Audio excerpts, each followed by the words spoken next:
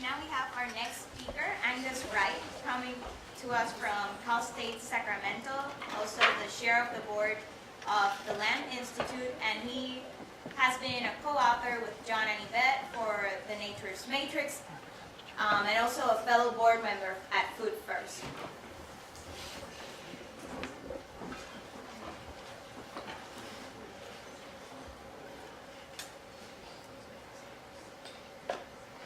Well, thank you. I'm very honored to be here. I think a lot of you have a longer, more elaborate history with John than I do.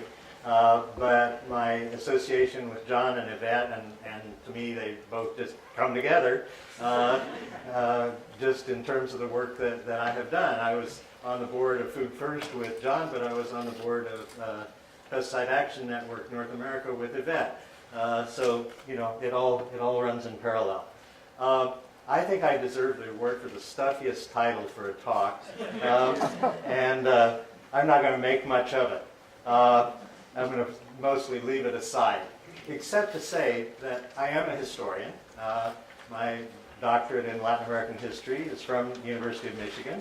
I was here at the same time as John and Rob Caldwell and a number of others of you, but I knew none of you. I was completely ignorant of your work and not entirely of your concerns, because I did have ecological concerns as well as social ones, but I thought of myself mainly as a social and economic historian, and my dissertation concerned the classic evils of monocrop plantation export economies in Latin America, using cacao in Brazil as a case study.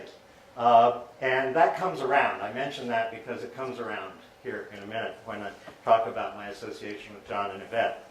But I do want to say that I think when I, partly thinking about what I wanted to say here today, I was looking at some of John's writings, and I was looking at the text on agroecology, and I was so impressed with the way, not just in the first sort of three, I believe, specifically historical chapters, but that throughout, John is a historian. I won't say he uses historian or he uses history. I will say he's very, very serious about his history, and that indeed a lot of what animates his view of the world and this group as a group is that we are all intensely aware of the both immediate and historical context in which we move. And we're also, I think, in moving ecology from a set of equilibrium theory kinds of concerns towards a more evolutionary perspective, we inherently move a great deal of what we know about ecology, our concerns about our ecology, and our understandings of it, to a more historically based understanding. And so, I don't want to talk about how, John has been kind of good, better than most. Better than most scientists, he understands that history and social science are necessary. I think what makes John special is that he has truly integrated those things and not made them kind of a side concern that informs the rest, but that they are absolutely integral to everything that he has written and done, and to the way as I think we can see in many of the tales told today, of the way he has interacted with students in the wider world. More specifically, my interaction with John and Yvette, I guess the first really was Yvette on the Pesticide Action Network board, but we didn't come to know each other very well through that, really. But eventually, Yvette and I started talking about the fact that while she was working in coffee and discovering the biodiversity advantages of coffee grown the right way, that I was revisiting my work in southern Bahia, Brazil, and coming to understand that while yes, the monocrop export plantation economy of cacao in southern Brazil was a great social and ecological evil in many respects, as I had seen it in my dissertation studies, it also, grown in the right way, again, basically a shade-grown systems, but a rather radical vision or version of shade-grown systems, contributed enormously to the fact that the cacao region of southern Brazil was considered by the IUCN to be one of the 10 hotspots for biodiversity conservation in the world. And that this really was due to Actually, it was due mostly to kind of lackadaisical management and the unwillingness of large-scale cacao farmers to invest money or management effort in their plantations. And therefore, the forestry grows around it. Now, agronomists had been telling them for a long time that that was absolutely wrong, and that they had to destroy the forest and rigidly keep it destroyed, keep it cut back. But they were stubborn. And more or less half of them continued to farm in what was called cabruca cacao in a way that preserved the biodiversity up to, as many of Yvette and John's studies have shown, as much as 85% measured by species indexes of the biodiversity of the original forest. And so Yvette and I started talking about that. We organized a panel for the Latin American Studies Association, and speaking of interdisciplinary works, I think regional associations have been one of the places where interdisciplinary research is kind of taken for granted, and a fertile field for it. And we organized a panel, and John was there and several other people. And at the end of it, they, to my surprise, said, well, we're working on a book about this. Would you like to join us as a co-author? And I was very happy to say yes, and it was a very delightful and I hope fruitful experience. So that's most of my history with John and Yvette. There is a side story, which is that my wife is also a U of M grad, doctorate in comparative literature, and she was married to one of the folks here today in those days, and I didn't know them, but she knew them. And when I said, oh, well, I might do something with John Vandermeer, she said, John Vandermeer? I know John Vandermeer. And at that, I'll let it drop.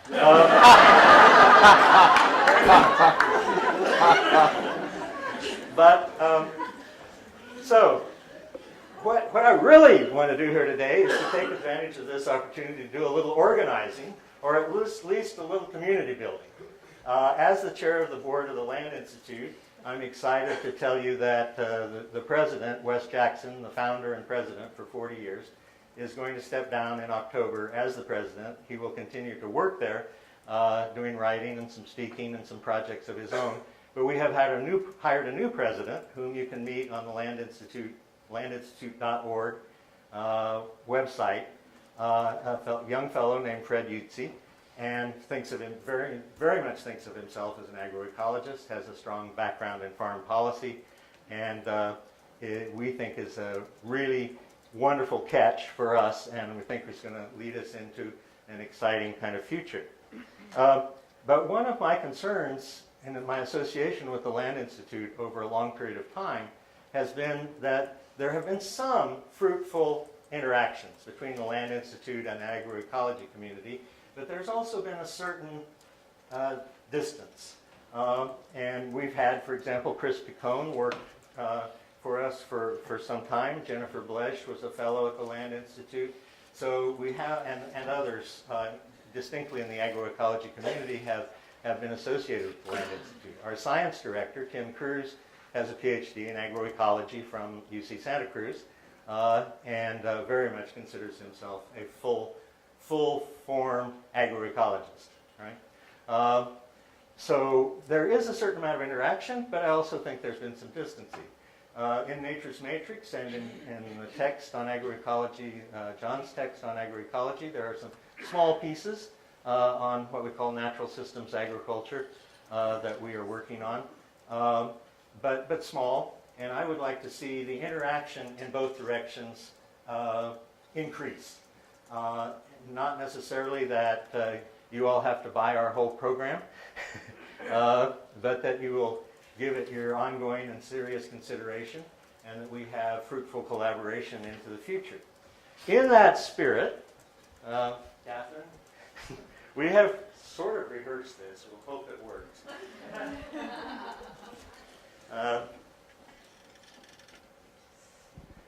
Let's go in front of the seats there. Okay, let's see. You're going to hold it. Okay. I thought I was going to hold it. get this. There, no, wait a minute. The other way. Okay, now, you take it that. Okay, I'll take it. All right.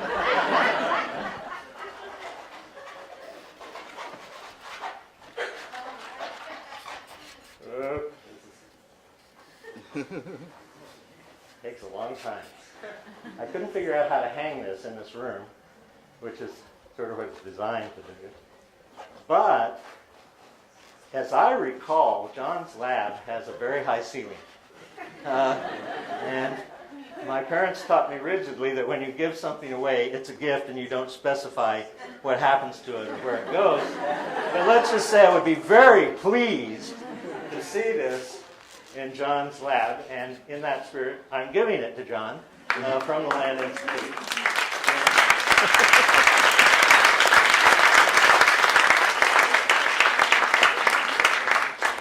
In honor of his very distinguished ongoing career. And of course what this is wheat, conventional commercial wheat. And this is our most advanced towards commercialization product developed from intermediate wheatgrass, which is a relative of wheat, not an ancestor, but a relative. And I think the point is fairly obvious. And to agroecologists, I don't have to drag it out too much, but we see that, if nothing else, here is a small community, here is an enormous community, and an enormously complex community compared to a drastically simplified community. And we believe that in the strength of this community is perhaps the future of grain agriculture, which now constitutes 70-80% of all agricultural production, right? And particularly important in the American Midwest. This, for example, just in terms of where we are, our plant breeders think we're 6 to 8 years from yields that would be comparable on a continuing basis with existing strains of wheat now cultivated in the Midwest. But in some drought years, when we have grown this, we have found that it was equal to or better than its commercial competitor, right? Again, well, look at those roots, right? The most simple point, right? So, anyway, I need to wrap up here. But wrap up. Yeah, let's wrap up. I have to wrap up. We have to wrap it up very tightly or it won't go back in the tube. That's a lesson. So anyway, we hope that this picture stays with you in your mind, and we hope that John can find some amusing place to put it, and we also hope that you'll think of us as you do your work, and that we'll build more fruitful collaborations in the future. So thank you very much.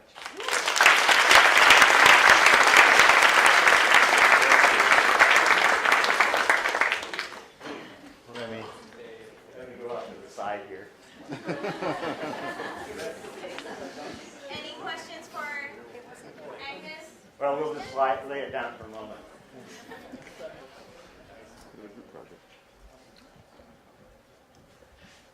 Questions? Doug? Yeah, Angus, you mentioned that the interpretation of the history of cacao in Brazil as being sort of based on neglect and secondary succession happening because of that. Why the difference between cacao and coffee? In that history? In that history, in particular, Well, why was coffee more, taken more intensive care of? Well, I think that John and Yvette and I need to work on that some more for the forthcoming second edition of Nature's Matrix. I think it's a good question, and I'm not going to try to answer it for coffee, although I think there's sort of an implied answer here, but I'm not quite ready to leap towards to embrace the implication. But in southern Bahia in Brazil, which at one time provided more than half of all the chocolate in the world, right? And now can't provide the domestic market. it's in such decline for a variety of reasons. But it was distinctly a latifundia cacao, okay?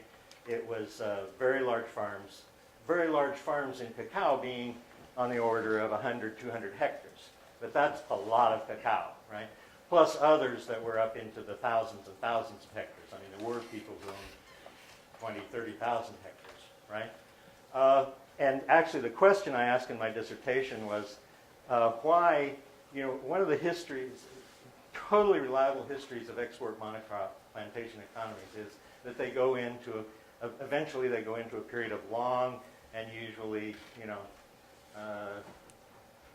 a long, long decline, which often is never remedied except maybe in a few boom years of prices or something like that. And I was trying to ask the question, why when they go into that long decline, why don't they get out and start diversifying, right?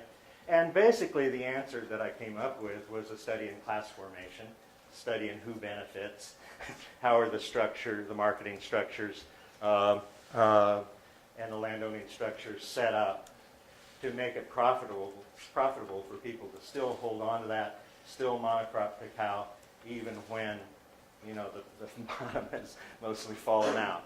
And one of the keys to that was that all these people who had made a huge amount of money in cacao were now investing in real estate in Sao Paulo or in Tokyo or in textile manufacturer in Calcutta or whatever, right?